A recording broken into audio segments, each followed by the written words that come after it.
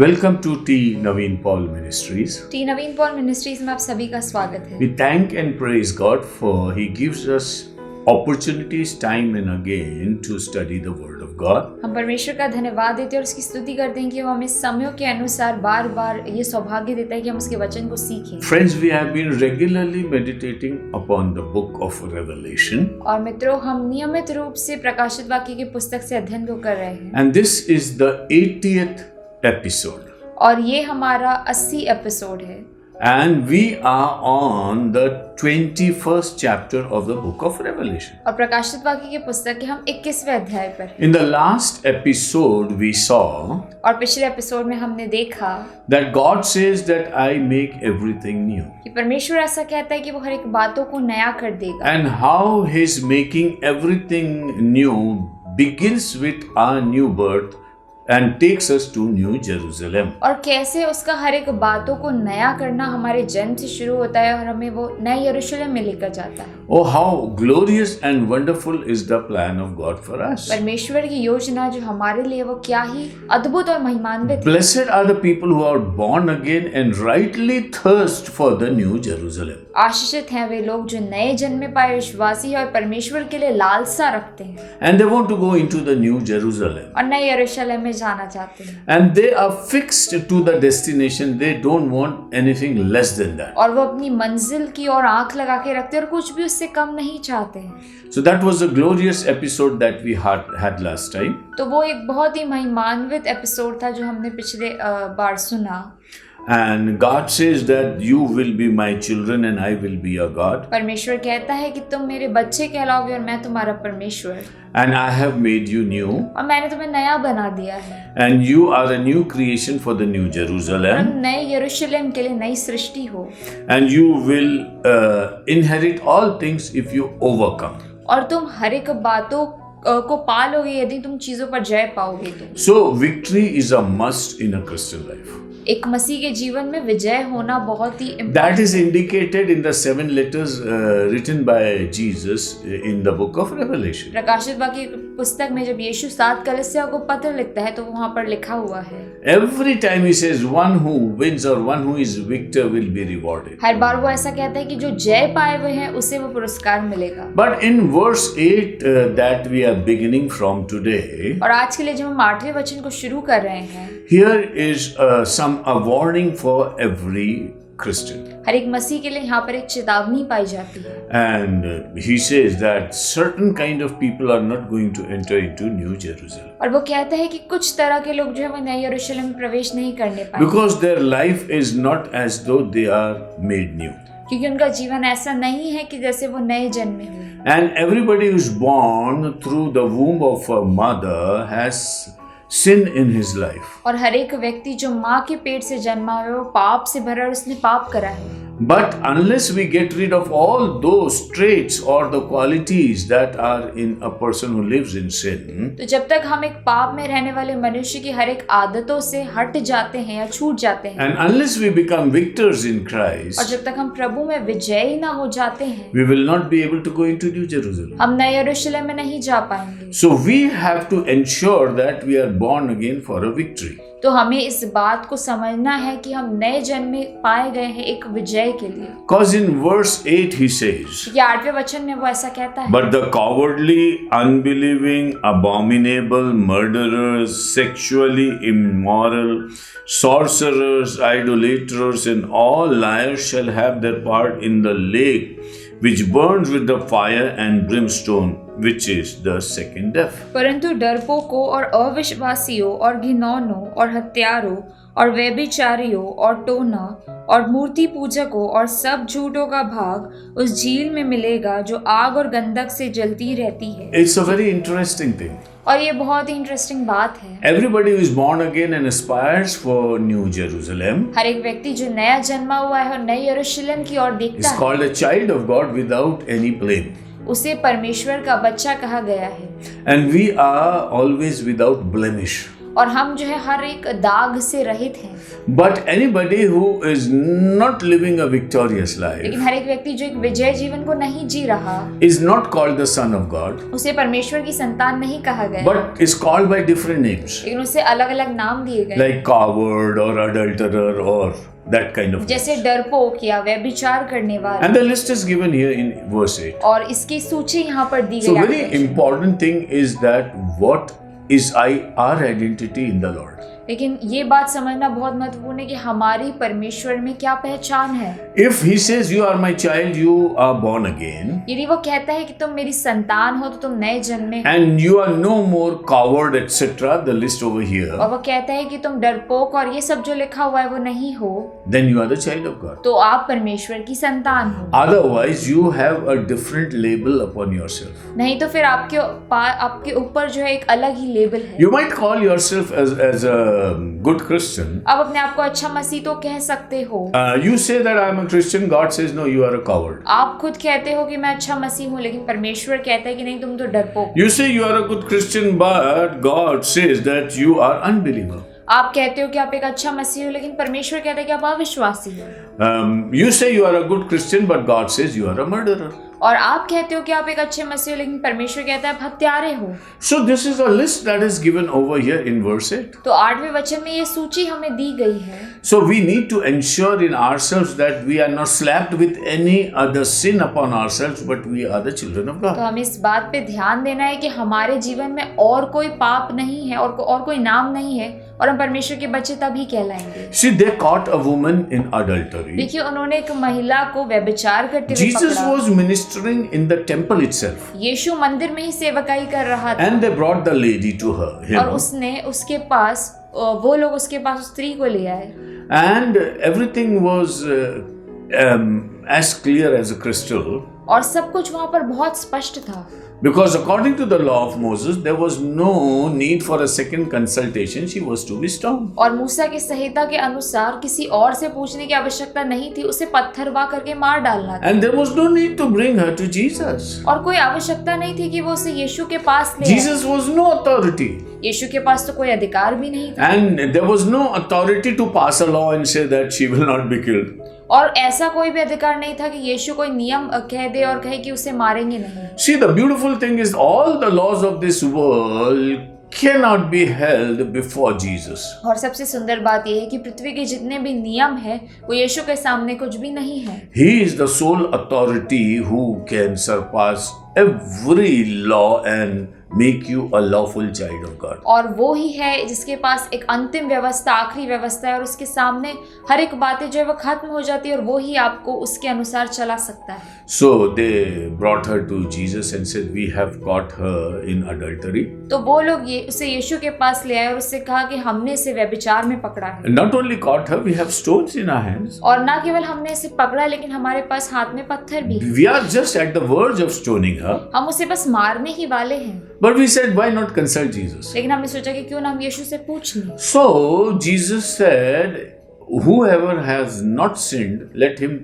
throw the first stone. और यीशु कहता है कि जिसने भी अभी तक पाप नहीं करा वो उसे पहला पत्थर मारे। This was not available in the legal system of the temple. और ये मंदिर की संहिता में, वहाँ के नियमों में नहीं था। All the worst kind of sinners were sitting at the seat of the judge. और जितने भी न्यायाधीश की कुर्सी पर बैठे थे वो ऐसे लोग थे जो सारे बुरे पाप करते। And Jesus was sure that before that woman was stoned, everybody else should have been stoned. और यीशु इस बात को जानता था कि इससे पहले उस महिला को पत्थरवा करे, हर एक व्यक्ति जो वहाँ पे मौजूद था उसे पत्थरवा करना आवश्यक था। Because the wages of sin is death. क्योंकि पाप की मजदूरी तो मृत्यु है। And in that lot only Jesus was there who was sinless. और उस झुंड में सिर्फ यीशु ही था जो पाप रहित था। He had an authority to stone the woman, otherwise nobody had. उसके पास ही अधिकार था कि वो उस स्त्री को पत्थरवा करे, और किसी के पास नहीं। And when Jesus said this, he stooped down and started writing something on the ground. और जब यीशु ने ऐसा कह दिया तो वो नीचे झुककर भूमि पर कुछ लिखने लगा। And it is interpreted in two ways. और इसे हम दो तरीके से समझ सकते हैं। Some people say that Jesus did not wanted anybody to intervene, or he intervenes in the situation. Let people decide. और इसमें कुछ लोग ऐसा कहते हैं कि यीशु नहीं चाहता था कि कोई और बीच में आकर कुछ कहे, वो खुद बीच में आता है और कार्य को करता है। In a way, he wanted to avoid everybody, and so he got busy writing. तो वो ऐसा चाहता था कि वो सब लोगों से अलग हो जाए, परे हो जाए, इसलिए वहां पे लिखने लगे। He was not looking at anybody. वो लोगों को और नहीं देख रहा था, But he was busy doing something else so that people are to themselves. तो वो कुछ करने लगे और कुछ चीज में वो जो है बिजी हो गया ताकि लोग अपने कार्य कर सकें। Some other says that as a person came forward, Jesus wrote his sin on the और earth. कुछ और लोग ऐसा कहते हैं कि जैसे कोई व्यक्ति पत्थरवाह करने आया तो यीशु उसके पाप वहां पर लिखने लगे। And the moment the person saw what was written, he would throw away his stone and go away. और जो क्षण वो व्यक्ति जो पत्थरवाह करने आ गया आता है, वो देखता कि यीशु ने क्या लिखा है तो वो पीछे चले जाता है। Anyhow, Jesus is efficient enough to convict anybody at any time.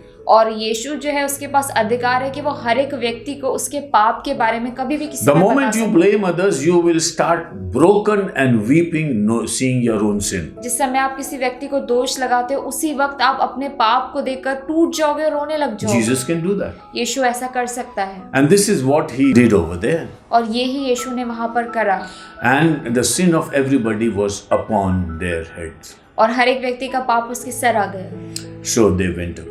तो वो चले गए। So it is very clear that when you are in the presence of तो Jesus, इस बात को बहुत ही स्पष्ट रीति से हम कह सकते हैं कि जब आप यीशु की उपस्थिति में होते हैं, it is wonderful to be like that woman whom Jesus says, go and sin no more. और ये बहुत ही अद्भुत है उस महिला के जैसे यीशु कहते हैं कि जाओ और अब से फिर पाप ना करना। The ones who were sinless, who were slapped with a sin, और जो पाप रहित था उसे पाप का एक चांटा दे दिया गया, and everybody was a sinner because he could not throw his stone. और हर एक व्यक्ति जो था वो पापी था क्योंकि वो पत्थर नहीं फेंक पाया। But here is a woman whom everybody said that she is a sinner. और एक यहाँ पर स्त्री है, व्यभिचारिणी स्त्री, जिसे सभी ने कहा कि उसने पाप किया है। But God says you are sinless, you are scot free, go. लेकिन परमेश्वर कहता है कि तुम पाप रहित हो, जाओ और पाप मत करो। So if you want to enter the New तो Jerusalem, यदि आप नए यरूशलेम में प्रवेश you करना need a चाहते हो, special mercy from the Lord. आपको परमेश्वर की ओर से एक विशेष दया की आवश्यकता And may है। the Lord say that I do not put any sin upon you. और ऐसा हो कि प्रभु कहे कि मैं आपके ऊपर कोई पाप नहीं लगाता, All your sins I have taken on myself. तुम्हारे सारे पाप मैं अपने ऊपर ले लेता हूँ। And you go into New Jerusalem. और अब नए यरूशलेम चले जाओ And you are worthy to be there. और आप इस योग्य बन जाओ कि हम वहाँ So when the Bible says that check yourself, जब बाइबल ऐसा कहती है अपने आप को जांच, then you need a righteousness that is in Jesus Christ, which will take you to New Jerusalem. तब आपको एक विश्वास योग्यता की आवश्यकता है जो यीशु में पाई जाती है, जो आपको नए यरूशलेम ले जाएगी। Jeremiah says the Messiah who is coming will be called our righteousness. और यिर्मयाह भविष्यवक्ता कहता है कि जो मसीहा आएगा उसे हम कहेंगे हमारी धार्मिकता। So the righteousness is not in us but in Jesus. तो धार्मिकता हम में नहीं पाई जाती लेकिन वो यीशु में पाई So it's जाती है। Jesus who makes us new तो वो यीशु है जो हमें नया कर देता है for the New Jerusalem. नए यरूशलेम के। In John chapter 14, Jesus says, यूहन्ना 14 अध्याय में यीशु कहता है, let your heart not be troubled. तुम्हारा हृदय जो है वो घबराए नहीं। In my Father's place there are so many mansions, मेरे पिता के घर में रहने के बहुत से स्थान हैं and I'm going to prepare a place for you. और मैं जाता हूँ ताकि तुम्हारे लिए जगह तैयार करूँ। Who is preparing the New Jerusalem? नए यरूशलेम को कौन तैयार कर रहा है? In Father's house there are so many things, पिता के घर में बहुत सी बातें हैं, but I don't want you to take you to the present heaven which is over there. लेकिन वो तुम्हें उस अभी के स्वर्ग में नहीं ले जाना चाहता जहाँ पर अभी है, But I want to make something new for you. लेकिन वो तुम्हारे लिए कुछ नया बनाना चाहता है। Listen to me carefully. मुझे ध्यान से सुने। You are not going to the heaven that is heaven today. आप उस स्वर्ग में नहीं जाएंगे जो आज स्वर्ग है। You are going to enter into New Jerusalem, which is specially made for you and nobody else. आप नए यरूशलेम में प्रवेश करेंगे जो विशेष तौर पर आपके लिए बनाया गया और किसी और के लिए नहीं। To the criminal, Jesus says, today you will be with me in paradise. और यीशु के साथ जो हत्यारे थे उन्हें यीशु ने कहा कि तुम आज ही मेरे साथ स्वर्गलोक में होंगे। But to Mary at the grave he says, लेकिन मरियम को उस कब्र पे यीशु कहता है, do not touch me because I have not been to the Father. मुझे मत छुओ क्योंकि मैं पिता के पास नहीं पहुंचा। So paradise is a place which is good. तो स्वर्ग एक जगह है जो सुंदर है, But Jesus did not reach the throne of God. लेकिन यीशु परमेश्वर के सिंहासन की ओर नहीं पहुंचा। So the ultimate purpose was Jesus to go to the throne of God. तो यीशु का अंतिम उद्देश्य ये था कि वो परमेश्वर के सिंहासन के पास। But the criminal who was promoted to paradise did not go in the presence of the Father. लेकिन जो हत्यारा जो स्वर्ग लोक पहुंचाया गया वो परमेश्वर की उपस्थिति में नहीं गया। And the heaven and the new Jerusalem that you are going to enter in is not available presently. और वो स्वर्ग और नया यरूशलेम जिसमें आप प्रवेश करने वाले हो वो अभी इस क्षण नहीं है। Because John says it is going to come as a bride specially prepared and a bride that is ready, that is New Jerusalem. क्योंकि यूहन्ना कहता है कि वो विशेष तौर पर एक दुल्हन के समान ऊपर से आएगा और वो दुल्हन जो कलीसिया में तैयार होगी। And Jesus says that I am going to make a place for you. और यीशु कहता है कि मैं तुम्हारे लिए जगह तैयार करूँगा। So the New Jerusalem is being created by Jesus for us to be in. तो नया यरूशलेम इसलिए सृजा गया ताकि हम लोग वहां पर जाकर रह सकें। Important thing is that let us be worthy to be over there. महत्वपूर्ण बात है कि आइए हम इस योग्य हो जाए कि हम वहां पर And make sure that you are not labeled with any kind of sin. Because if you are labeled with sin, you are not the child of God. और इस बात का ध्यान रखिए कि आपके ऊपर कोई भी पाप का धब्बा या मार्ग ना हो, नहीं तो आप परमेश्वर की संतान नहीं कहलाएंगे। So be repentant every day, ask sorry for every day, and also be humble every day, so that you ensure your sonship in Christ. तो हर दिन पछतावा करें, हर दिन पूरी नम्रता से उसकी ओर आए ताकि आप अपनी जो पुत्र की स्थान है उसे यीशु में पूरा कर पाओ।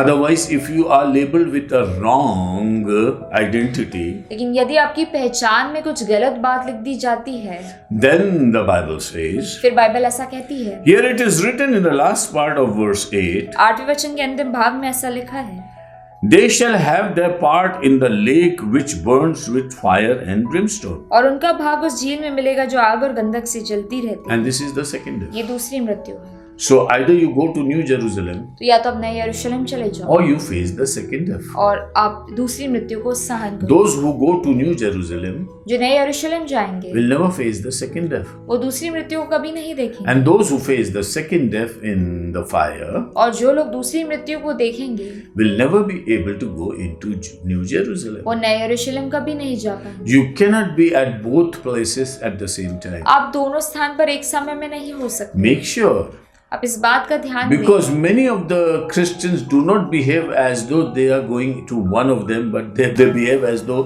they are going into both of them. और बहुत से मसीह इस बात का चुनाव नहीं कर पाते कि उन्हें इधर जाना है या दूसरी और, वो सोचते हैं कि वो दोनों और चले जाएंगे। You cannot go to both the places. आप at the दोनों same time. स्थान में एक समय पर नहीं जा सकते। You have to love the Lord. आपको प्रभु से प्रेम रखना है Love Him in a Jerusalem fit way. और आप उसे ऐसे प्रेम करें कि आप यरूशलेम में फिट हो पाए। Let's come to verse 9. आइए हम 9वें वचन में आए। Then one of the seven angels who had the seven bowls filled with the seven last plagues came to me. फिर जिन 7 स्वर्गदूतों के पास 7 अंतिम विपत्तियों से भरे हुए 7 कटोरे थे। These were the horrible plagues. और ये जो थे ये बहुत ही खराब कटोरे थे। And they are called the wrath of God. और इन्हें परमेश्वर का प्रकोप कहा गया है। Because the 7 seals and 7 trumpets and 7 thunders are not called the wrath of God. क्योंकि वो 7 तुरियां, 7 मोहरे और 7 गर्जन का शब्द परमेश्वर का प्रकोप नहीं है। But these last plagues are called the plagues of God. लेकिन ये जो 7 कटोरे हैं इन्हें परमेश्वर का प्रकोप कहा गया है। This is the wrath of God which is poured upon humanity on this earth by the different angels. और ये जो परमेश्वर का प्रकोप है ये पृथ्वी पर और मनुष्यों पर उंडेला गया 7 स्वर्गदूतों के द्वारा। So one of these angels who had the worst kind of treatment for the people upon this earth, और एक जो स्वर्गदूत जिसके पास सबसे भी बुरा व्यवहार था मनुष्यों के लिए, he came in, started talking to John. वो आया और यूहन्ना से बात करने लगा। I think John must have been terrified because of this angel. और यूहन्ना, मुझे ऐसा लगता है कि यूहन्ना इस स्वर्गदूत के कारण डर सा गया होगा। Because he had brought the horrible plague upon this earth. क्योंकि वो पृथ्वी पर सबसे खराब जो है प्रकोप को उंडेलेगा। So John must have been fearful because he did not know what this angel will say. और यूहन्ना बहुत ही डर गया होगा क्योंकि उसे पता नहीं होगा कि स्वर्गदूत क्या कहने वाला है। But then the angel invited him. लेकिन फिर उस स्वर्गदूत ने उसे बुलाया And he said, "Come, I will show you the bride, the lamb's wife." और फिर वो ऐसा कहता है कि इधर हाँ, मैं तुझे दुल्हन अर्थात मेमने की पत्नी दिखाऊंगा। So the one who brings the worst kind of plague invites John to see the best thing. वो स्वर्गदूत जो सबसे बुरी विपत्ति को लाता है, वो यूहन्ना को बुलाता है ताकि वो उसे मेमने की दुल्हन को So the horrible angel for the earth is a good angel for the people who are to go to heaven. जो पृथ्वी के लिए सबसे खराब स्वर्गदूत है, वो उन लोगों के लिए जो स्वर्ग में जाने वाले सबसे अच्छा स्वर्गदूत। So nothing can be harmful to you if you love the Lord. यदि आप प्रभु से प्रेम रखेंगे कि तो कोई भी बात आपके लिए हानि की नहीं होगी। Now this is written in Romans 8 as well as 14 that who can separate us from the love of God? और रोमियो के 8वें अध्याय 14वें अध्याय में भी ऐसा है कि हमें परमेश्वर के प्रेम से कौन अलग कर सकता है। Any kind of angel, good or bad, cannot separate you from the love of God. कोई भी स्वर्गदूत अच्छा या बुरा हमें परमेश्वर के प्रेम से अलग So नहीं। the angel who brought the worst kind of things upon this earth is talking the best kind of things to the church. तो वो स्वर्गदूत जो पृथ्वी पर सबसे खराब विपत्ति लेकर आता है, वो कलीसिया से सबसे अद्भुत और सुंदर बात करता है। Anybody who is heavenly, God, His angels, everybody talk good to the church. और ऐसा कोई व्यक्ति जो स्वर्गीय है, परमेश्वर, उसके स्वर्गदूत, हर एक जन उससे अच्छी बातें करते हैं। So we should be able to hear good things from the Lord always. तो हमें इस काबिल बनना है कि हम परमेश्वर से हमेशा सुंदर बातों को सुनें। When the people will not be able to see the face of Jesus coming upon this earth, जब लोग यीशु के चेहरे को नहीं देख पाएंगे जब वो दोबारा आएगा, then the bride will lift up her head because her deliverance is near. तो तब दुल्हन जो है अपने सरों को ऊपर उठाएगी क्योंकि उसका छुटकारा निकट होगा। So we are entering into a deep secret of the word of हम God. परमेश्वर के एक गहरे भेद की ओर जा रहे हैं। So he said, come, I'll show you the bride. वो ऐसा कहता है कि आओ मैं तुम्हें उस दुल्हन को दिखा दूं। Now the question is, where is the bride? प्रश्न ये है कि दुल्हन कहाँ है? Is it in Jerusalem or is it in the church? क्या वो यरूशलेम में है या क्या वो कलीसिया में है? It's a big question. ये एक बहुत बड़ा प्रश्न है। You see, is the costume a bride or is the person a bride? क्या वो पहनावा दुल्हन है या क्या वो मनुष्य दुल्हन है? You see, when a bride becomes a bride, देखिए, जब एक दुल्हन दुल्हन बनती है, she is decorated with all kinds of good things. उसे हर एक अच्छी बातों से सजाया जाता है And that is called a bridal dress. और वो उसका जो है दुल्हन का पहनावा होता है, But that is for the bride. लेकिन वो दुल्हन के लिए है।